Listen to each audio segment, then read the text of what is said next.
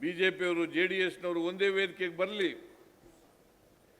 ನಾನು ಅನೇಕ ಸಾರಿ ಆಹ್ವಾನವನ್ನು ಕೊಟ್ಟಿದ್ದೇನೆ. ನಾನು ಹೇಳ್ತಕ್ಕಂಥದ್ದು 100% ಸತ್ಯ. ಆದ್ದರಿಂದ ಕರ್ನಾಟಕದಲ್ಲಿ ನಾವು ಈ ವರ್ಷ ಅಂದರೆ 2000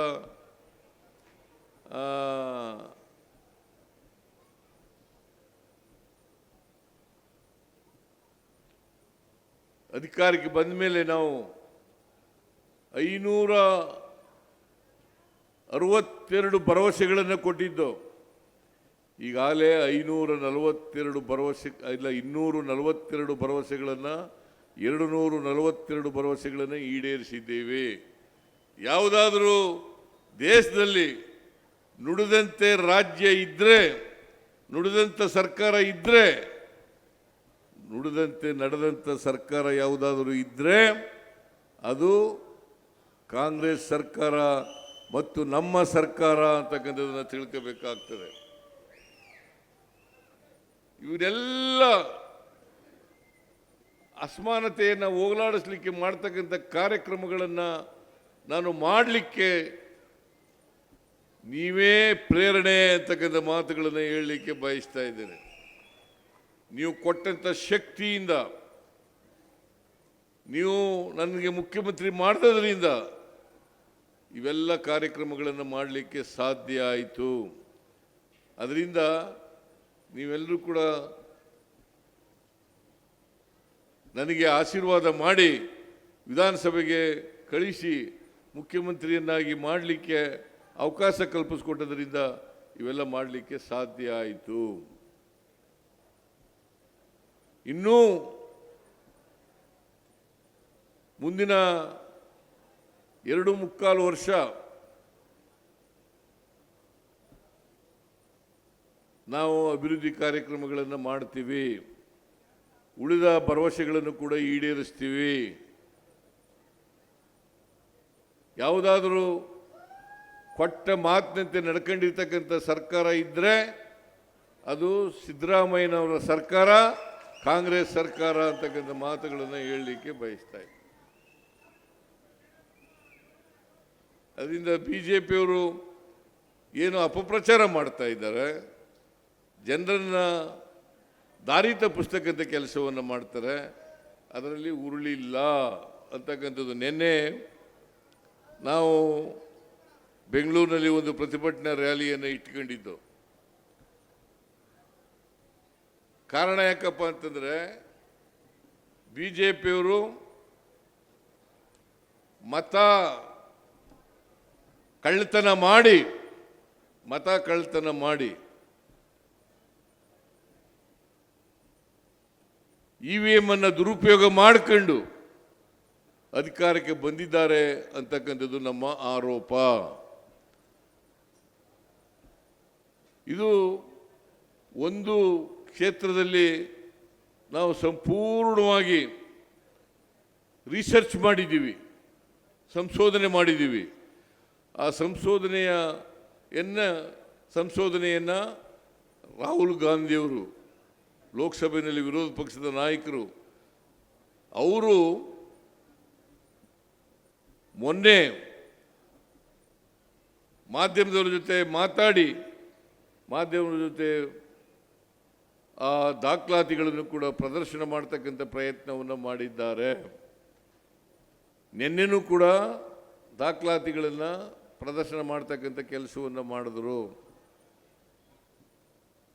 ಸೊ ಇದು ಅದಕ್ಕೆ ನೆನ್ನೆ ಹೇಳಿದೆ ನಾನು, ಬಿಜೆಪಿಯವರು ಯಾವಾಗಲೂ ಕೂಡ ಜನರ ಆಶೀರ್ವಾದವನ್ನು ಪಡೆದು ಅಧಿಕಾರಕ್ಕೆ ಬಂದಿಲ್ಲ. ಈಗ ಕರ್ನಾಟಕದಲ್ಲಿ ಉದಾಹರಣೆಗೆ ನೋಡಿ, 2008ರಲ್ಲಿ ಅವರು ಅಧಿಕಾರಕ್ಕೆ ಬಂದರು, ಯಡಿಯೂರಪ್ಪನವರು ಮುಖ್ಯಮಂತ್ರಿ ಆದರು, ಆಮೇಲೆ ಸದಾನಂದ ಗೌಡ ಆದರು, ಆಮೇಲೆ ಜಗದೀಶ್ ಶೆಟ್ಟರ್ ಆದರು. ಆಗ ಜನ 113 ಸ್ಥಾನಗಳು ಬಂದಿರಲಿಲ್ಲ. ಮತ್ತೆ 2018ರಲ್ಲೂ ಕೂಡ ಅವರಿಗೆ 113 ಸ್ಥಾನಗಳು ಬರಲಿಲ್ಲ. ಯಾವಾಗಲೂ ಜನರ ಆಶೀರ್ವಾದವನ್ನು ಪಡೆದು ಪ್ರಜಾಪ್ರಭುತ್ವದಲ್ಲಿ ಅಧಿಕಾರಕ್ಕೆ ಬರಬೇಕು. ಅದನ್ನು ಮಾಡಲಿಲ್ಲ. ಪ್ರಜಾಪ್ರಭುತ್ವ ವಿರೋಧಿ ನೀತಿಯನ್ನು ಅನುಸರಿಸಿ, ಸಂವಿಧಾನಕ್ಕೆ ವಿರೋಧವಾದಂಥ ನೀತಿಯನ್ನು ಅನುಸರಿಸಿ ಅವರು ಆಪರೇಷನ್ ಕಮಲ ಮಾಡಿ ಅಧಿಕಾರಕ್ಕೆ ಬಂದದ್ದು. 2 ಬಾರಿ ಅಧಿಕಾರಕ್ಕೆ ಬಂದಿದ್ದಾರಲ್ಲ ಕರ್ನಾಟಕದಲ್ಲಿ.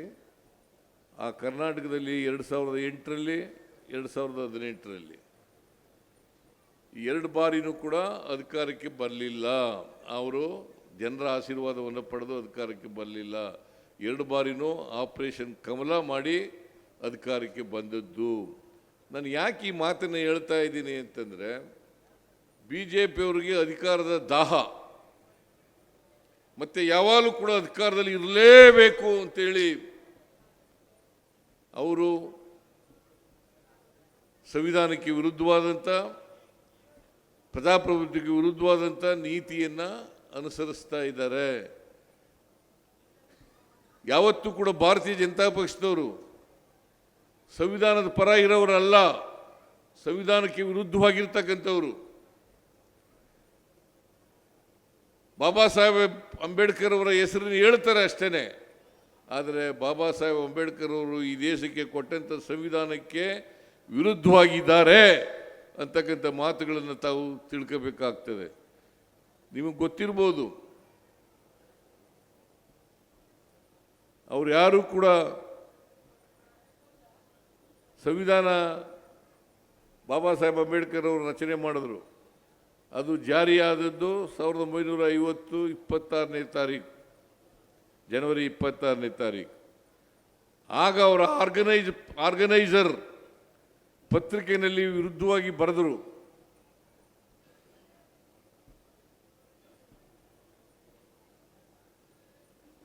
ನಮ್ಮ ಸಂವಿಧಾನ ಇದು ನಮ್ಮ ಇತಿಹಾಸಕ್ಕೆ ವಿರುದ್ಧವಾಗಿರ್ತಕ್ಕಂಥ ಸಂವಿಧಾನ ಅಂತೇಳಿ ಬರೆದದ್ದು. ಅದರಿಂದ ಅವ್ರು ಯಾವತ್ತೂ ಕೂಡ ಪ್ರಜಾಪ್ರಭುತ್ವದ ಪರವಾಗಿರೋರು ಅಲ್ಲ, ಸಂವಿಧಾನದ ಪರವಾಗಿರೋರು ಅಲ್ಲ. ಇವತ್ತು ನಮ್ಮೆಲ್ಲರ ಕರ್ತವ್ಯ ಸಂವಿಧಾನವನ್ನು ರಕ್ಷಣೆ ಮಾಡ್ತಕ್ಕಂಥದ್ದು, ಪ್ರಜಾಪ್ರಭುತ್ವವನ್ನು ಉಳಿಸ್ತಕ್ಕಂಥದ್ದು. ಅದಕ್ಕೋಸ್ಕರ ನಾವು ಎಲ್ಲ ಪ್ರಯತ್ನವನ್ನು ಮಾಡಿ ಡೆಮಾಕ್ರಸಿ ಮತ್ತು ಕಾನ್ಸ್ಟಿಟ್ಯೂಷನ್ ಇವೆರಡನ್ನು ಕೂಡ ಉಳಿಸ್ಕೋಬೇಕು. ಯಾಕೆಂದರೆ ನಾವು ಸಂವಿಧಾನವನ್ನು ರಕ್ಷಣೆ ಮಾಡಿದ್ರೆ ಸಂವಿಧಾನ ನಮ್ಮನ್ನು ರಕ್ಷಣೆ ಮಾಡ್ತದೆ. ಇವತ್ತು ನಾನು ನಿಮ್ಮ ಮುಂದೆ ಮುಖ್ಯಮಂತ್ರಿಯಾಗಿ ನಿಂತ್ಕೊಂಡು ಮಾತನಾಡಬೇಕಾದ್ರೆ ಬಾಬಾ ಸಾಹೇಬ್ ಅಂಬೇಡ್ಕರ್ ಅವರು ಕೊಟ್ಟಿರ್ತಕ್ಕಂಥ ಸಂವಿಧಾನವೇ ಕಾರಣ ಅಂತಕ್ಕಂಥ ಮಾತುಗಳನ್ನು ಹೇಳಲಿಕ್ಕೆ ಬಯಸ್ತಾ ಇದ್ದೇನೆ. ಅದರಿಂದ ನಾವು ಉಳಿಬೇಕಾದ್ರೆ, ಎಲ್ರಿಗೂ ಸಮಾನ ಅವಕಾಶಗಳು ಸಿಕ್ಕಬೇಕಾದ್ರೆ, ನಮ್ಮ ಹಕ್ಕುಗಳು ರಕ್ಷಣೆ ಆಗಬೇಕಾದ್ರೆ ಸಂವಿಧಾನ ಉಳಿಸ್ತಕ್ಕಂಥ ಕೆಲಸವನ್ನು ಮಾಡಬೇಕಾಗ್ತದೆ. ನಾವು ಸಂವಿಧಾನವನ್ನು ರಕ್ಷಣೆಯನ್ನು ಮಾಡ್ತಕ್ಕಂಥ ಕೆಲಸವನ್ನು ಮಾಡಬೇಕಾಗ್ತದೆ. ಆ ಕೆಲಸ ನಾವು ನೀವೆಲ್ಲ ಮಾಡೋಣ ಅಂತಕ್ಕಂಥ ಮಾತುಗಳನ್ನು ಹೇಳಿ, ಮುಂದಿನ ಚುನಾವಣೆಗಳಲ್ಲಿ ನೀವು ಹೇಗೆ ಇಲ್ಲಿವರೆಗೆ ನನ್ನನ್ನು ರಾಜಕೀಯವಾಗಿ ಬೆಳೆಸಿದ್ದೀರಿ, ಅದೇ ರೀತಿಯಾಗಿ ಮುಂದೆನೂ ಕೂಡ ನನಗೆ ಶಕ್ತಿಯನ್ನು ತುಂಬತಕ್ಕಂಥ ಕೆಲಸವನ್ನು ಮಾಡಬೇಕು ಅಂತಕ್ಕಂಥ ಮಾತುಗಳನ್ನು ಹೇಳಿ, ನಾನು ಏನೇನು ಕಾರ್ಯಕ್ರಮಗಳನ್ನು ಮಾಡ್ತೀವಿ ಸ್ವಲ್ಪ ಒಂದು ಗುರುಗುಂಜಿಯಷ್ಟು ಹೆಚ್ಚಾಗೇ ನಾವು ವರ್ಣಾ ಕ್ಷೇತ್ರಕ್ಕೆ ಮಾಡ್ತೇನೆ ಅಂತಕ್ಕಂಥ ಮಾತುಗಳನ್ನು